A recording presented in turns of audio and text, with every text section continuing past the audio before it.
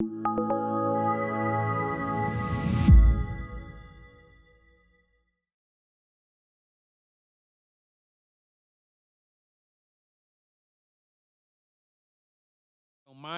and their vision for world peace. If you buy the book, which I highly recommend, it is a true life murder mystery and page turner. Once you start reading it, you will not be able to put it down. Be sure you buy the final edition, the third edition, because it provides a real up-to-date recapitalization of what he's talking about in the book. It details his many years of investigation into Washington's most famous unsolved murder of Mary Meyer. The book was the general nonfiction winner of the 2012 Hollywood Book Festival and received honorable mentions in the 2012 Northeast Book Festival and the 2012 London Book Festival. Hollywood producer and director Oliver Stone, who directed the movie JFK, called the book a fascinating story and said that, quote, Peter Janney's unsparing analysis moves us closer to a reckoning. A graduate of Princeton, where he studied American history under Martin Duberman, Janney earned a doctoral degree in psychology at Boston University in 1981. He currently resides by the sea in Beverly, Massachusetts. The title of his talk is JFK and Mary Meyer, Relationship as Redemption. Peter Janney.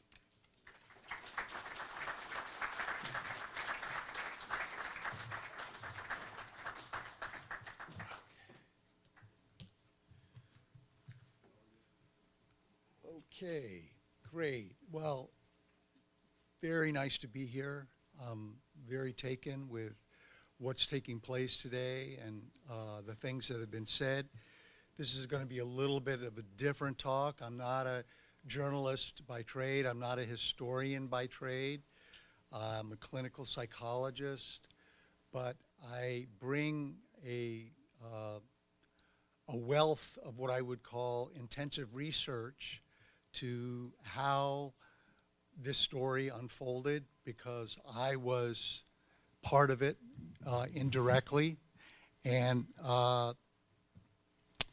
as most of you who have read the book know, I pretty much come to the conclusion that my own father was part of the conspiracy to murder Mary Meyer in 1964. I want to just begin by just saying a couple of things about the study of history. Having spent a lot of time reading history books, I think I personally have come to the conclusion that, today we are still on the battlefield of memory in terms of what took place in Dallas in 1963. And that means that history is always going to be revisionist to one degree or another. The judgment of history is never set, because history is ultimately a moving dialogue. Even today, many historians are still fighting over, for instance, the American Revolution. Every piece of history, therefore, to one degree or another, ultimately is subjective, because it comes through the mind of a particular historian. And while historical accuracy and objectivity must always remain the historian's holy grail, it can only be approximated and never really consummated. Still, there is much good historians can achieve, particularly in exposing those facts that any society tends to hide about itself. Facts about wealth and poverty, tyranny and lies, and then, of course, assassination and murder.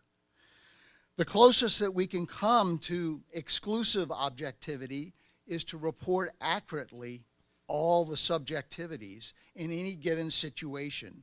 And that requires scrupulous honesty in reporting the past when we compare the government's self-proclaimed benevolence and devotion to democracy to its actual policies, thereby exposing the hidden ideological pretenses that pervade our culture. Therefore, in terms of telling our history, we have to tell it ourselves. It's an ongoing and never-ending struggle. Each generation has to wrestle with the history of what came before and then ask, whose interest does this history serve? How does it advance a legacy it serves? For instance, the power of the peace movement in the late 1960s changed the entire national security apparatus, including the CIA and the Pentagon. We have to resist their military occupation of our minds and the minds of future generations. Now, there are forces in our culture that stand for denial, and I don't mean just climate denial or the truth of indigenous people who have occupied this continent long before Euro-Americans arrived to conquer them, but generations of denial which have created historical denial. Our national forgetting and denial is basically pathological from a psychologist's point of view, because our systems, our politics, our media, our culture, they're totally out of balance. Our collective refusal to admit that the Vietnam War, for instance, was wrong and the anti-war peace movement was right is a very important example of that. Now,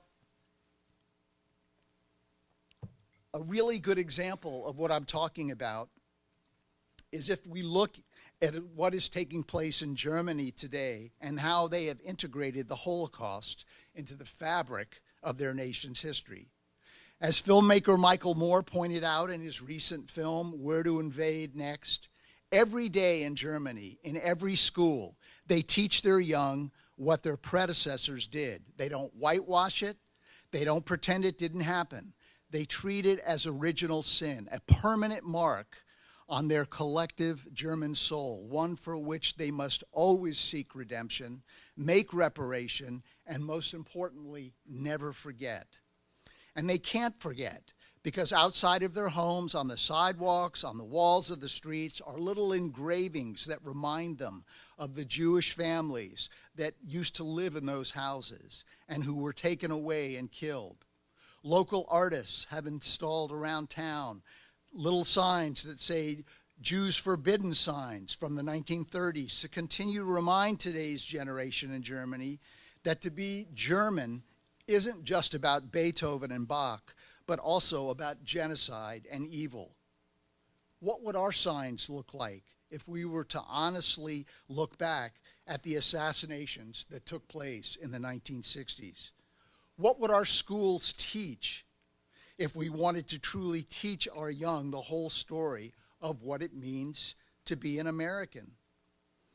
The first step in any psychological healing to be a better person, and in a larger sense, a better country, is to stand up and honestly say who and what we are. I am an American. I live in a great country that was born in genocide and built on the back of slaves. That's just the truth.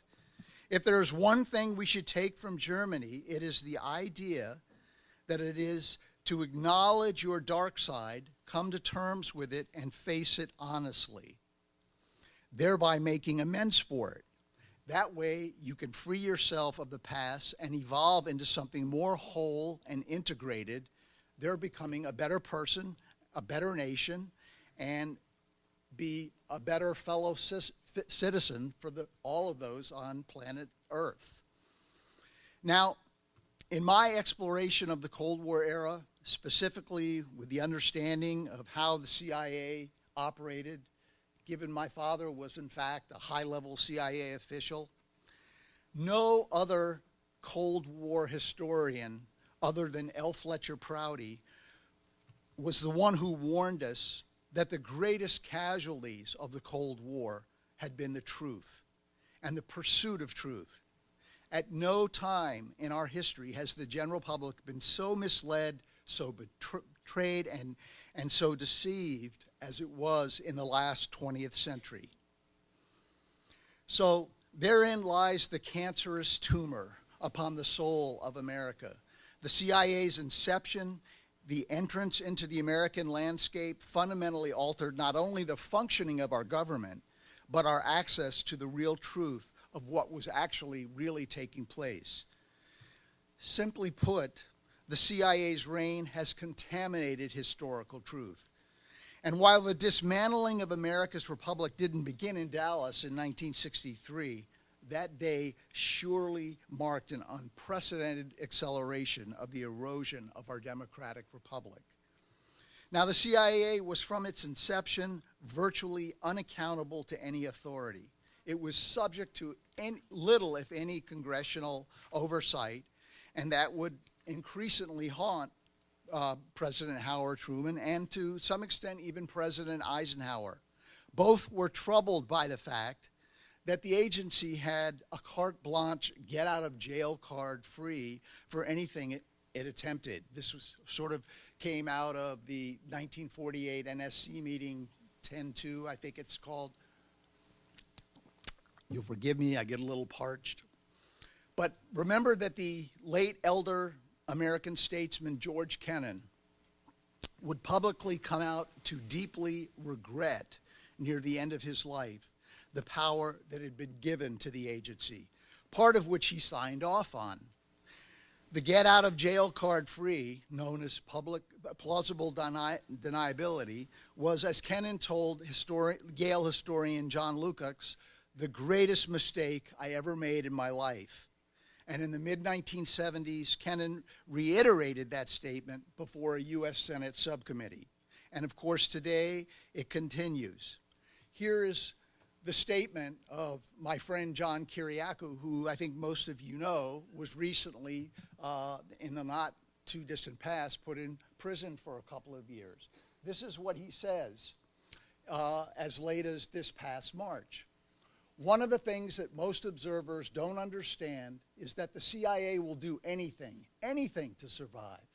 All CIA officers are taught to lie. They lie all the time about everything to everybody. And they justify it by trying to convince themselves that they are doing it in the national interest, for national security. From my very first day in the CIA, it was drilled into me, as it is to every other employee, that, quote, the primary mission is to protect the agency. That was the mantra.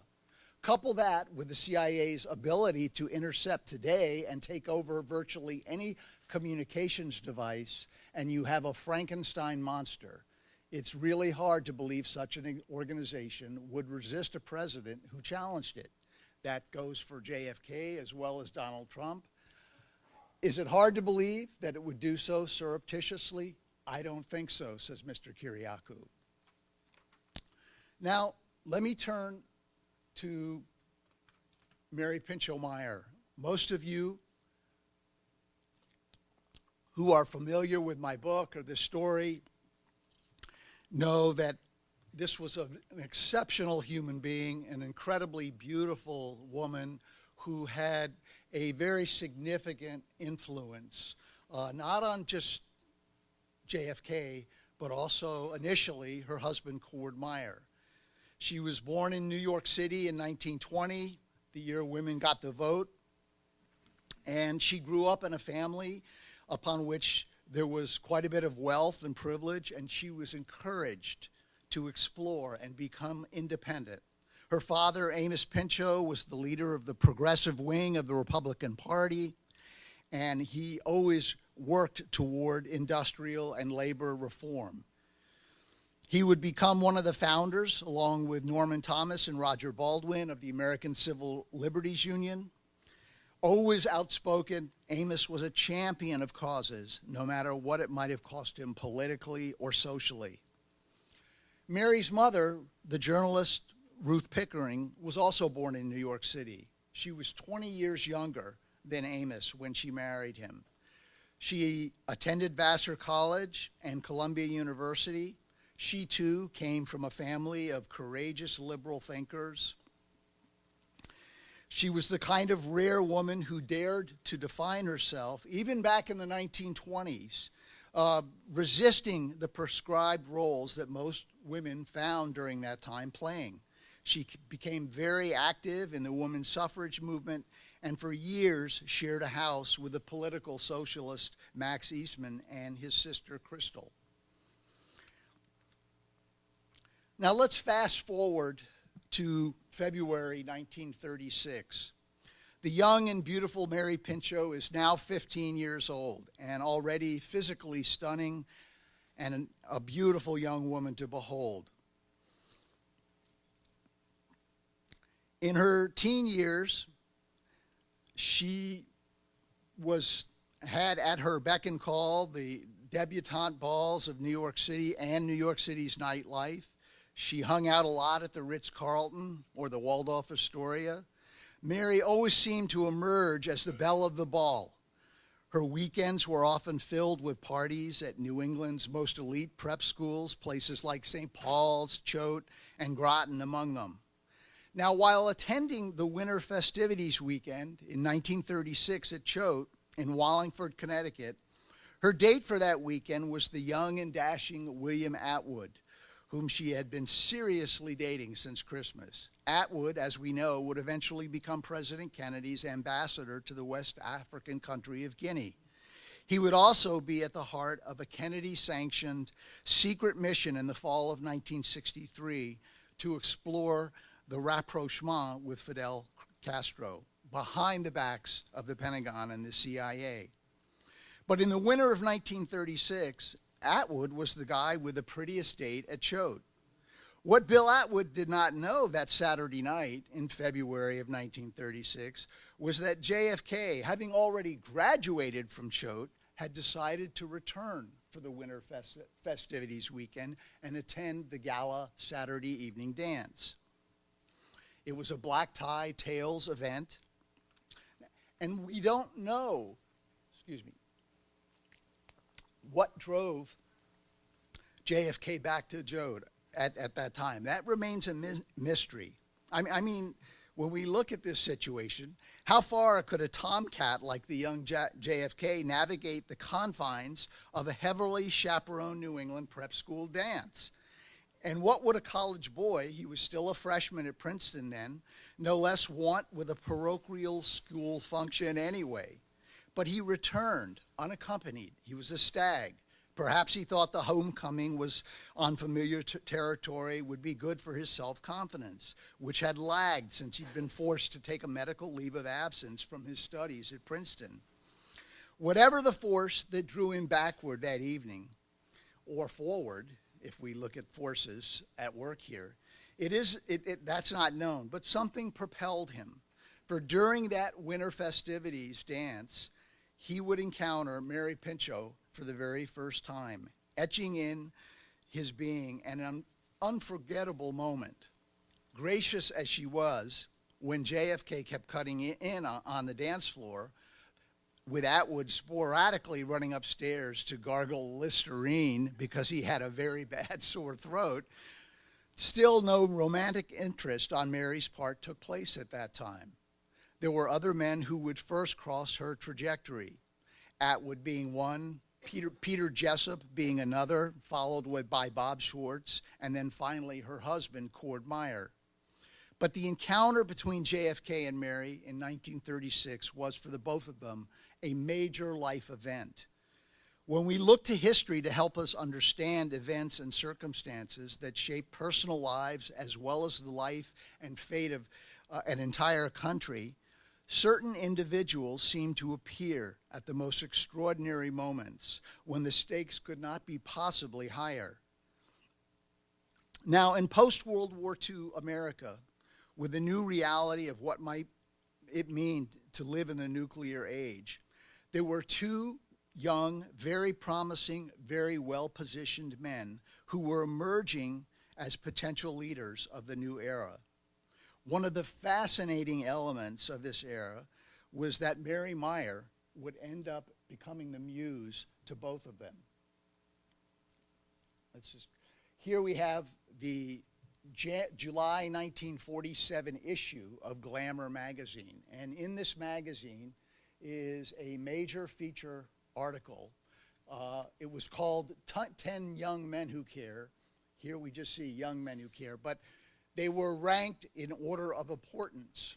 And the first two, which were tied for first place, were Cord Meyer on the left and John F. Kennedy on the right.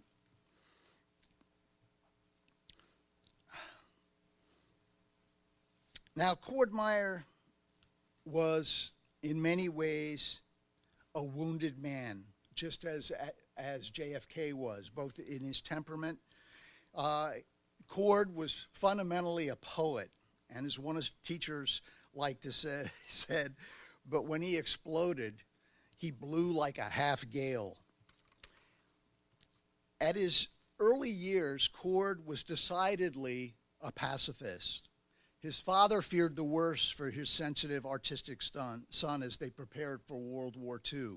And as all his sons, he had decided Cord would be able to take the pressures of war the least. Quote, if any of them crack up under it, he told one journalist, it will be Cord. So in the early 1944, on July 22nd, a Japanese grenade rolled into his foxhole, exploding in his face and killing his sergeant. Cord lay mortally wounded, contemplating death, bleeding everywhere, pieces of his teeth like half-eaten peanuts awash in his mouth in blood. With horror, Cord realized he was blind. Still conscious, he searched with one hand for his .45 caliber pistol to end his misery. Why had he not followed his conscience and refused military service, he bemoaned as he lay there dying, cursing nation-state savagery and war.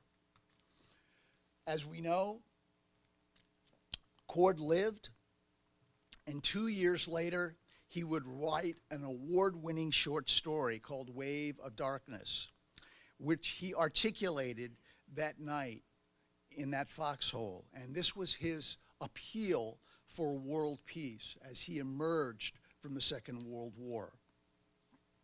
And in this short story, there's a paragraph here that I want to read to you because it is fundamentally poignant to a level of who Cord Meyer was and why, like JFK, for a while at least, he really was a believer in world peace.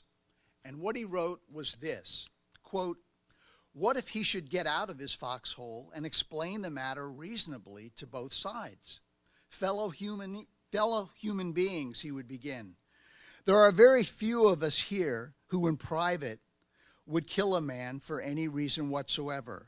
The fact that guns have been placed in our hands and some of us wear one uniform and some wear the other is no excuse for the mass murder we are about to commit. There are differences between us, I know, but none of them worth the death of one man. Most of us are not here by our own choice. We were taken from our peaceful lives and told to fight for reasons we cannot understand.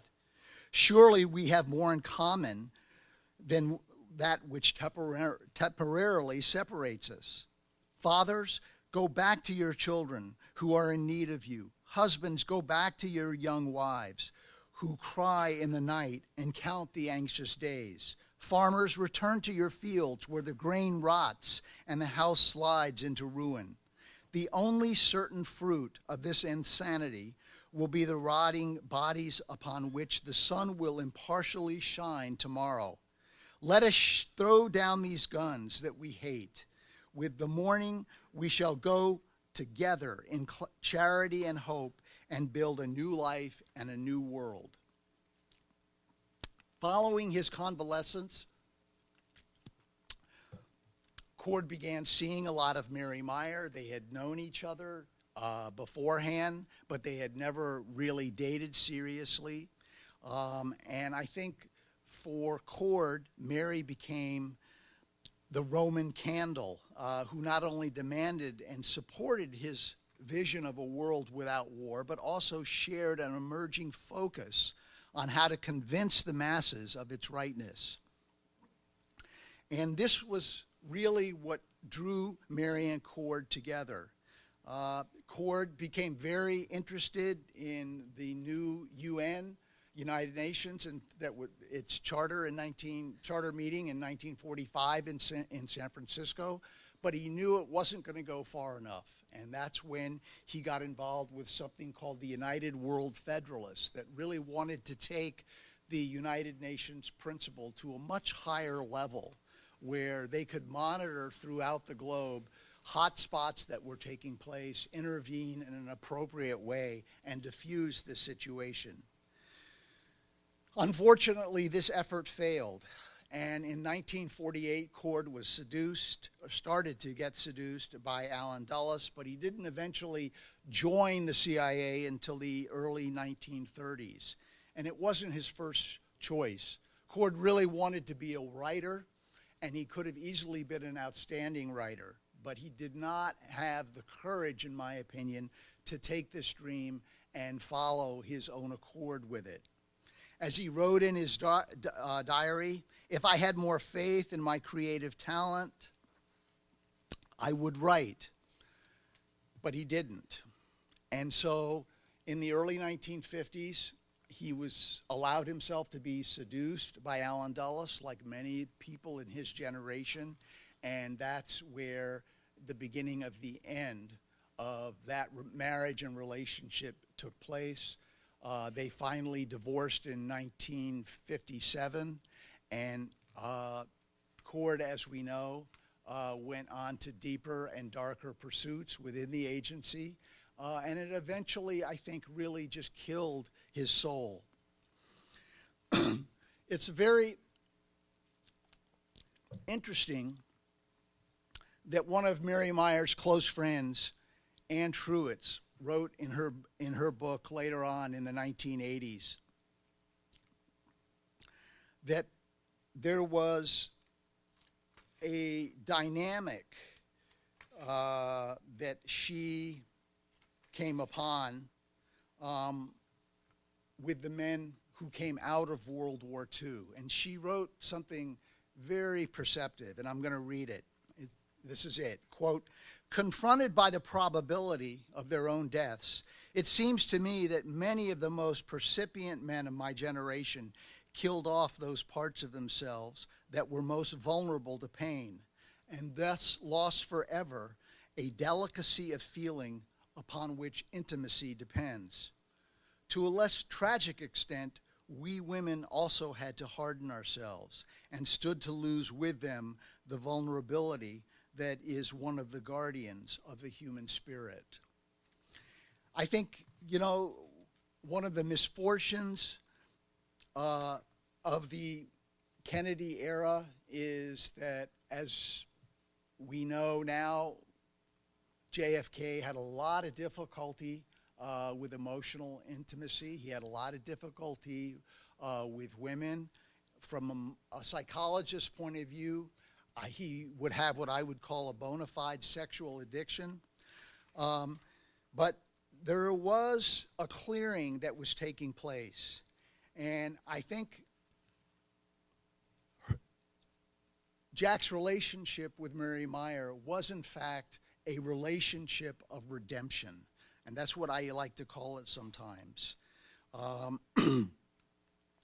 Mary understood that JFK's conflicted hunger, as perhaps only a uniquely enlightened woman could, she viewed some of his sexual wanderlust for what it was, a symptom of his unresolved anger and hatred of the rejection that he had been forced to endure from an empty, cold, and distant mother. And it was clear in my research and people that I talked to that in their relationship together, Mary really laid down the law, so to speak. It was not a situation of anything goes. She demanded Jack's self-examination. She demanded that he open his eyes, his heart, his soul, the core of his being to both the artifice and the reality of his existence, including his sexual promiscuity. She would have refused to allow him to hide behind his physical incapacity, his sense of obligation to his father or the Kennedy family, his fear of public ridicule, or any indifference to such issues as civil rights and the dangers of the Cold War. She would have taken him to task in a way that some part of him actually longed for, knowing the emotional pain he would have to confront. In order to reclaim himself, Jack would have had be willing to experience the grief and emotional tendency to experience what Mary herself had faced with the loss of her son Michael. You see, Mary knew the drill, the crashing surf of unbearable sorrow and what was required to survive it. This was a woman who would have been once tender and firm with him, yet demanding that he show up, engage, and stop running. I think for Jack, Mary likely represented the hope of a lost love, a magnetic romantic passion, the kind of erotic chemistry he had once experienced with the woman Inga Arvad, tempered by the same kind of no bullshit, heartfelt bond that he had shared with his departed sister Kathleen. Aware of Mary's multidimensional beauty and allure from across the room at one of the White House dinner dances in February 1962, Jack had leaned in and commented to his friend Ben Bradley, quote, "Mary would be rough to live with." And according to Bradley, this wasn't the first time he had made this comment. And as Bradley noted, and I agreed, this was not the first time. There wasn't any doubt that JFK's remark revealed something about the nature of his relationship with Mary. There were undoubtedly moments when Mary was in fact rough to live with, but something in Jack had been awakened by Mary, an entrance into his life, something that kept him engaged and apparently wanting more. Such was the fire and hope, not only of love's redemption, but of a more clearly defined reclamation of himself and the kind of president he wanted to become. JFK's closest advisor, Kenny O'Donnell, had confided in the late author Leo D'Amour that Mary had been quite outspoken, for instance, and confrontational when the president was about to resume nuclear testing in April 1962. Quote, "She openly challenged him to do something different, not fall into the trap of getting in a pissing contest with the Russians," said Leo D'Amour to me in 1992, based on what O'Donnell had said to him. According to D'Amour, O'Donnell sometimes even feared Mary because of the power she had over Jack, telling D'Amour that the president would sometimes feverishly pace around the Oval Office when he wasn't able to get in touch with Mary. But vulnerability isn't necessarily the sign of weakness. Very often, it's the emerging strength of a healing heart crying out for connection. Mary had a serenity about her, reflected Ben Bradley in an interview with me in 2009. She was a serious person. If she fell in love with somebody, I suspect that person was really loved. When we look at what other people have written about Mary, go to Herb Parmet's groundbreaking 1983 biography of Jack, and he had interviewed a close confidential source. I think it probably was Kenny O'Donnell, but he said this about Mary, quote, "He could talk in ways with her she understood, and their trust was mutual. When he was with her, the rest of the world could go to hell. He could laugh with her at the absurdity of all the things he saw around his center of power." Most striking, toward the end of 1962, after the end of the Cuban Missile Crisis, inside the White House, Mary Meyer had become almost a part of the furniture. In the words of White House counsel Meyer Feldman, according to what he told author Nina Burley, quote, "Unlike some of the other women and men in the White House, the president did not ask her to leave the room when he discussed business," wrote Burley. So frequent was her proximity to the president and so obvious Kennedy's admiration for her that Feldman felt that he might make a good conduit to the president's ear if and when it was unavailable to discuss matters of state with him. In fact, Mary's emerging presence in the White House was more than just documented in the entry logs. Said Feldman again, I'd walk out of the office all the time, and I would see her in the Oval Office or over at the residence. Around 8:30 in the evening, when the day was over, I'd walk over to the residence, and she'd be sitting there. There wasn't any attempt to hide her the way there was with some of the other women. Just as fascinating was Mary's evolving position within the Kennedy White House itself. The senior staff never seemed, she was never regarded as second tier. Mention of her name even might be considered advantageous for employment in the opinion of Arthur Schlesinger. Here's a memorandum that Schlesinger wrote to Kennedy at the end of 62 when they were discussing writing the history that they wanted written of the Bay of Pigs. And Schlesinger is saying, look, I know this historian Trimble Higgins, but Mary Meyer knows her much better than I do, and I'm sure you can get a clearer indication from her as to if he'd be suitable or not.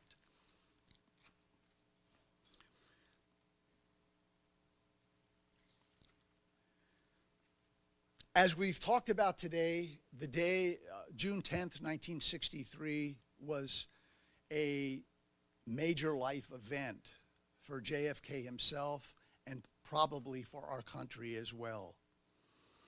What we don't know much about was the fact of what happened that evening after he gave that speech.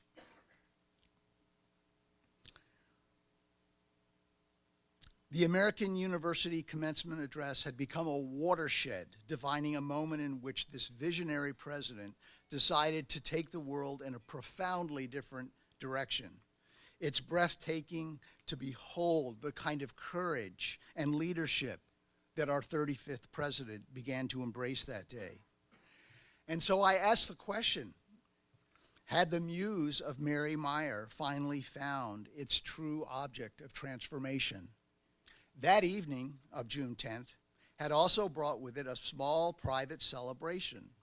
Just before 8 p.m., at next to the last minute, with Jackie away at Camp David, JFK decided to stop by his friend Joe Alsop's house in Georgetown. Opting to come, quote, just for a drink, the president would stay for more than an hour as guests for Alsop's dinner party began to arrive. You can imagine who was also there.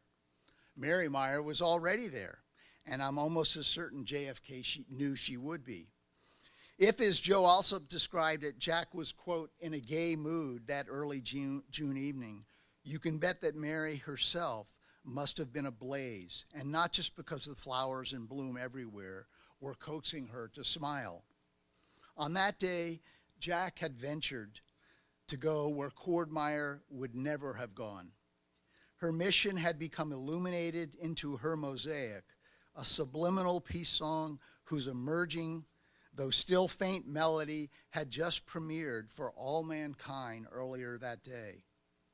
During cocktails in the Alsop garden, Mary sat with Jack on one side and Ambassador Bill Atwood, her prep school beau and college beau, on the other.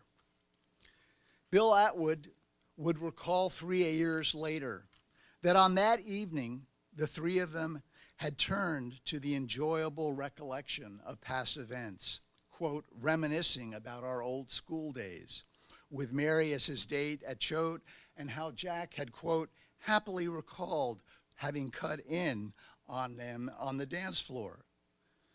Said Atwood, it was hard at times like that to realize that he was president of the United States. And it was impossible to imagine that inside of a year, both of them would be murdered, he in Dallas and she in Georgetown. Okay, I've just been told I only have 5 minutes left. That's unfortunate. Time flies when you're having fun. What I wanted to say was the next part of my talk was, and this will be posted, was to talk about the focal points of the CIA that Allen Dulles arranged with Fletcher Prouty, and to underscore the fact that there was a copycat assassination attempt on JFK on November 2nd in Chicago.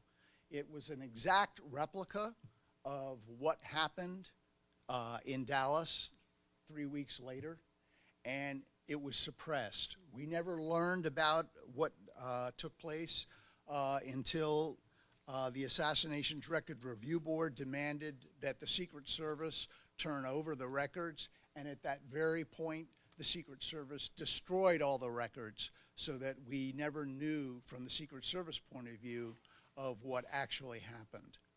I also wanted to say that in my pursuit of this story, to get to where I have gotten, and there will not be another edition, I promise you, I had to jump through a lot of hoops and make a lot of sacrifices. And I never could have really gotten to the bottom of who Lieutenant William Mitchell was and what his role was in the assassination of Mary had I not had some help from a very special person who came into my life, who helped me since 2004 get to the bottom of how to look at this story and what was really going on. So when I won't spoil it by telling you the story. I think it's a genuinely interesting read, particularly the last 2 chapters of the 3rd edition. And that's where you will learn that there was a focal point office where William Mitchell worked in the Pentagon. And his boss, which was Lieutenant Ralph Heller Cruikshank, was part of the operation to take Mary out, as was Mitchell. I doubt if Mitchell knew of any of the other people on the team. He had one job, and that was to frame Ray Crump, which he attempted to do very professionally the next day, but he failed because what they didn't count on was W. Roundtree, the incredible African-American attorney who realized that Mr. Trump was being railroaded in this case. So finally, when we procured the documents that we procured, we were able to realize that Mitchell's oath of office took place on June 11th in 1962, the same day of his Cornell University graduation and his ROTC graduation at Cornell. He was absent. He was in Suitland. He had a used car salesman sign his oath of office because directly across the street in the Suitland Federal Building was a secret office of the CIA where we believe he was getting inducted, so to speak, in terms of what his actual role would be when he went into the Army. So that is his oath of office. There you can see that Mitchell is being sent to the Defense Intelligence Agency after swearing in a deposition that he had no connection with any kind of intelligence agency ever. And here is his locator card showing that he arrived at the Defense Intelligence Agency. So I want to just take, I've been told I have 1 minute now. I want to introduce you to the person who was just indispensable to me in figuring all of this out. His name is Roger Charles. He has had a near 30-year career as a journalist. He's investigated such diverse subjects as the detainee abuse at Abu Ghraib. He's a Peabody Award-winning journalist. He's the author of the definitive book on the Oklahoma City bombing. And he is a whiz kid when it comes to looking at documents, intelligent documents, military documents, and understanding what was really taking place. And what Roger says, you can read right there in terms at the very end of my book. He puts his stamp of approval on where this journey finally took to me. And as Roger says, he believes that it's pretty clear that Mr. Mitchell was in some way connected to the CIA. So Roger, I wondered if you would just stand up and let people see you. And yeah. Thank you.